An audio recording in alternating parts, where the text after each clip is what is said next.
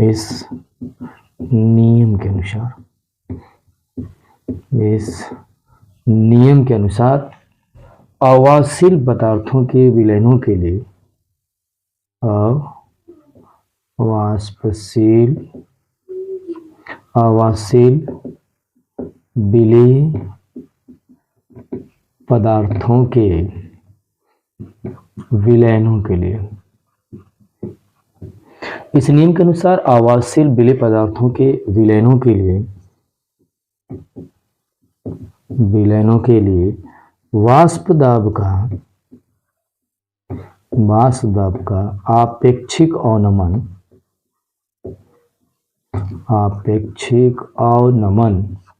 इस नियम के अनुसार अवाष्यशील विलेय पदार्थों के विलयनों के लिए वाष्प दाब का आपेक्षिक अवनमन विलयन में विलेय के मूल प्रभाज के बराबर होता है। मूल प्रभाज यानी मोल फ्रैक्शन, मूल प्रभाज के बराबर होता है। यानी इस नियम के अनुसार ये कहा जा रहा है अवाष्यशील विलेय पदार्थों के विलयनों के लिए, अवाष्यशील पदार्थ का अगर विलयन बनाया जाए तो वाष्प दाब का जो आपेक्षिक अवनमन होगा वो विलयन के विलेय के मूल प्रभाज के बराबर होगा। सबको ये आप समझ लें कि जैसे ये कोई विलायक पदार्थ है, इसमें कोई विलेय पदार्थ मिलाएंगे तो विलेय पदार्थ मिलाते ही वाष्प दाब में कमी आती है। ये बात है, वाष्प दाब में कमी आती है। अब ये वाष्प दाब में जब कमी आ रही है तो वाष्प दाब, पहले मैंने विलयन ऐसे कह सकते हैं, वाष्प दाब जो है कमी आ रही है तो विलायक का वाष्प दाब विलयन के वाष्प दाब से हमेशा ज्यादा होगा। तो विलायक का जो वाष्प दाब है विलयन के वाष्प दाब से क्या हो जाएगा, हमेशा कम आएगा। तो आप ऐसे कह सकते हैं, माना विलायक का वाष्प दाब, माना विलायक का P तथा विलयन का वाष्प दाब PS है, ऐसा मान लेते हैं। तो ऐसी स्थिति में वाष्प दाब का आपेक्षिक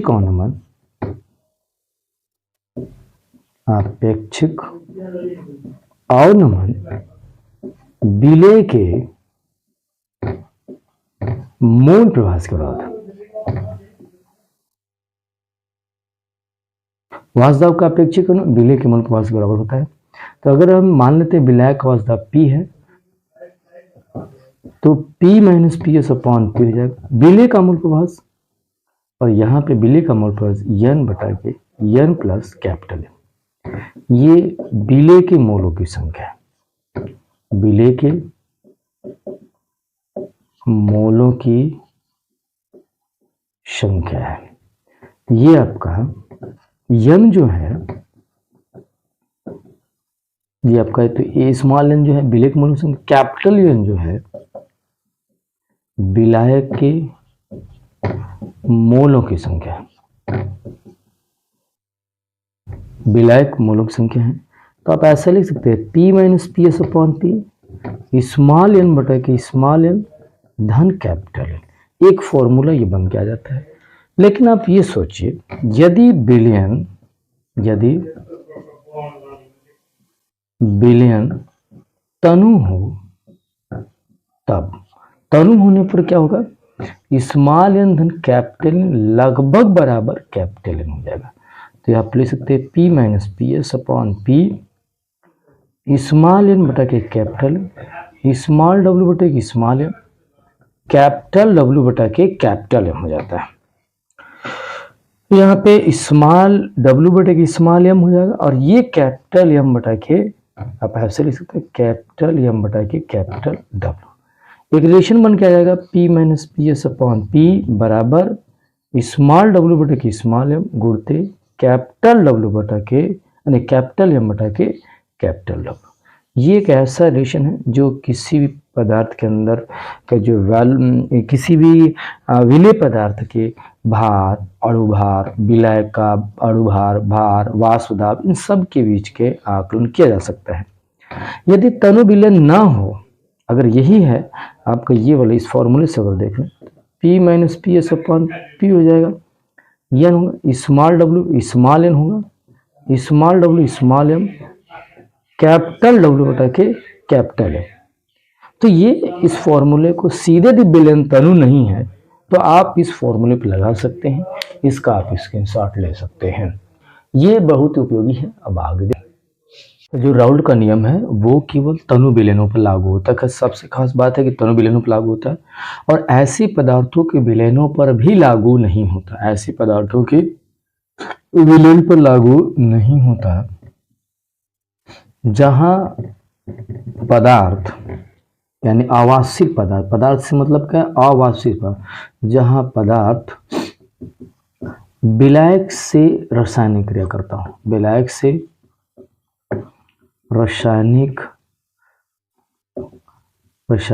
क्रिया करता हूं, वहां पे भी नहीं लागू होता। रासायनिक क्रिया करता हो उस पर लागू नहीं होगा। दूसरी बात है, तीसरी बात ऐसे कह सकते हैं, वैद्युत अपघट्ट के विलयनों में जो वियोजित हो जाते हैं, यानी ऐसे भी कह सकते हैं वैद्युत अपघट्ट, यानी ऐसे पदार्थ जो वैद्युत अपघट्ट के विलयनों में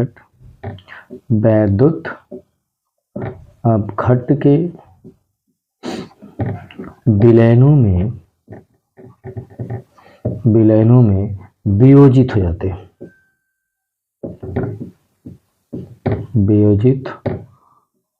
जाते हैं, यानी ऐसे पदार्थ जो वैद्युत अपघट्ट के विलयनों में वियोजित हो जाते हैं,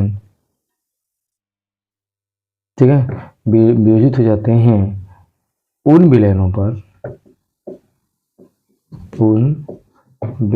पर राउल्ट का नियम लागू नहीं होता। राउल्ट का नियम लागू नहीं होता है।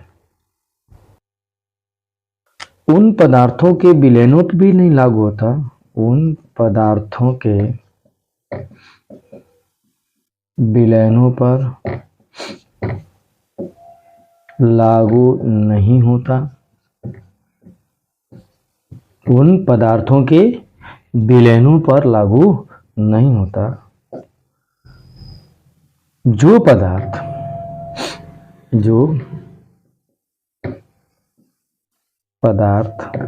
विलायक में अर्थात विलयन की अवस्था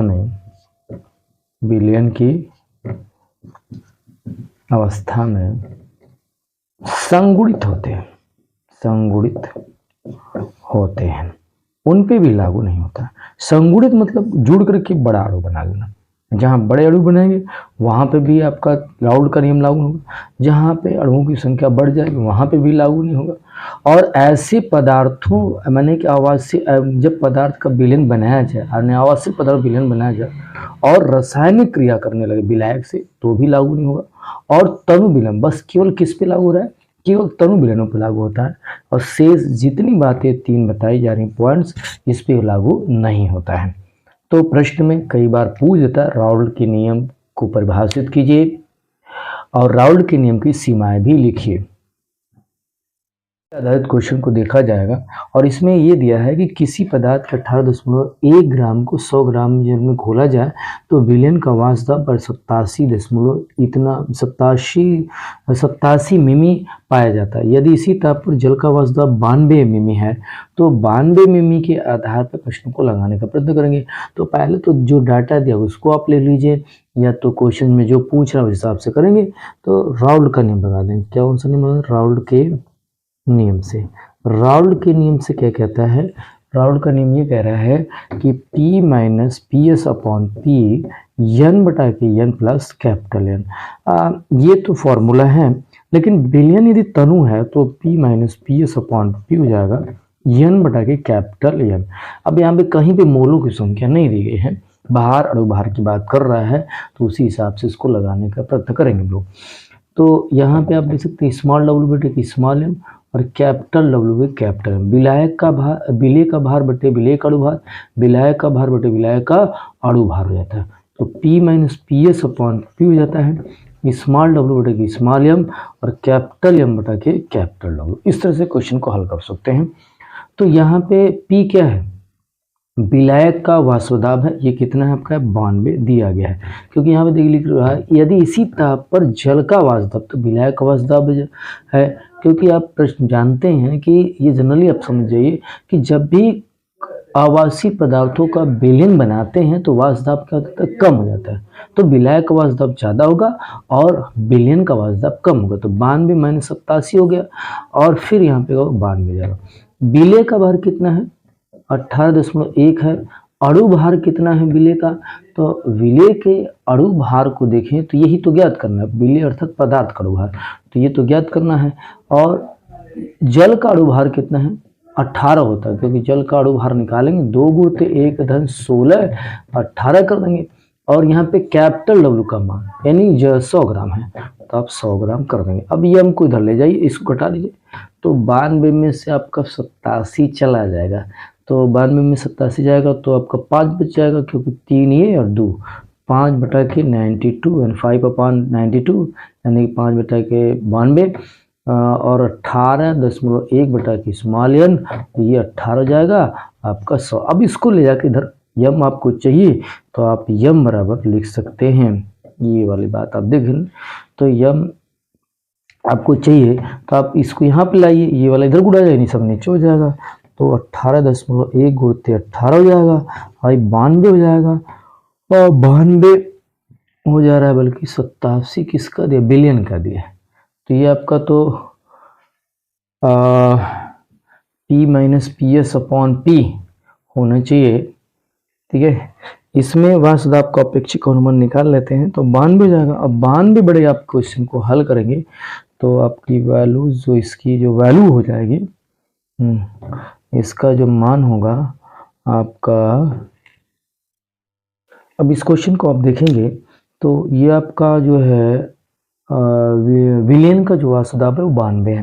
तो जब 92 है तो इस हिसाब से कर लेंगे, 18.1 गुणते 18 गुणते 92। अब इसका गुणा करेंगे तो आपका हो जाएगा 29,973। ये आपका 500 जाकर भाग कर देंगे तो 59.94 जो होगा अणुभार इसका आ जाएगा। तो इस प्रकार के प्रश्नों को आप इसी प्रकार से देख सकते हैं और कर भी सकते हैं, और बार बार अभ्यास करने से ही क्वेश्चन आएगा।